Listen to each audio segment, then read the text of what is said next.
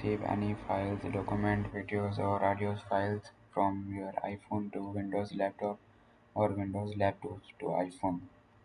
Just download WhatsApp in your laptop and open your WhatsApp in laptop and connect with your mobile account.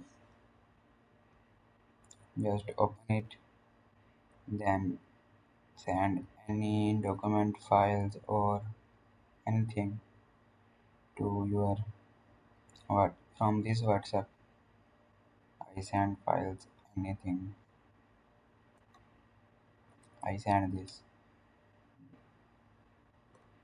This will be send this and open your mobile and open WhatsApp. Then this file appear on your mobile.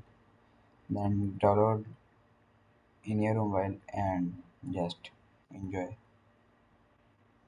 Or from your iPhone to laptop, just go to your WhatsApp on your mobile and send any file to any contact. Then open WhatsApp in your laptop and open in your laptop and any files that you are sending show in here.